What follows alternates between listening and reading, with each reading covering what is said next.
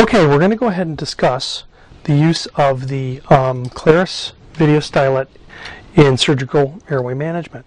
I'm going to demonstrate with using a Melker 5mm cuffed cricothyrotomy tube. It's very simply loaded over the Claris video stylet. A little bit of lubrication before it's passed on there is always good. I'm going to demonstrate using a mannequin that has had the removable skin removed just to make the procedure more understandable. This procedure has been described in sheep but not in humans yet, but it is a viable method for surgical airway access. The important points to make here is I'm going to show three scalpels here. This is a size 15 blade, this is a size 11, and this is a size 10. Only the 10 blade is the appropriate blade to use during this procedure. The 15 blade that comes with the Melker kit is too small to make this procedure work in an emergency situation. A large relaxing incision by an appropriate size scalpel is what is needed to make the procedure work effectively.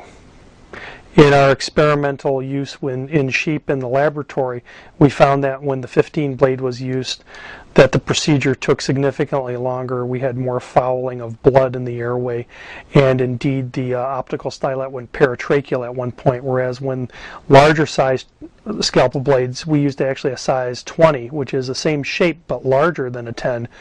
When the size 20 was used, we had no difficulty whatsoever. So I'm recommending a size 10 or a size 20 scalpel for this procedure. I'm going to start out by locating the cricothyroid membrane. In our model here, we can see thyroid cartilage, cricoid ring. Cricothyroid membrane is just under the thyroid cartilage and just over the top of the cricoid ring. So the incision's made longitudinally, a single stab incision.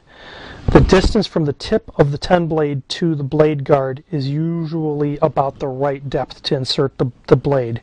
This is removed, and then through the small flap, the optical stylet is passed through bluntly because of the large bulbous tip. It's very easy with this technique to be able to do it properly because of the large bulbous end of the Claris video stylet works very well through the tissue planes with a good relaxing incision, of course. Passed into the airway. I identify the lumen. I look for tracheal rings. If I have any fouling of the lens, I use a method of clearing the lens used by otolaryngologists where I rub the tip of the stylet inside the airway, and there I can see down to the right mainstem bronchus. I'm going to insert my catheter and remove my stylet and ventilate my patient.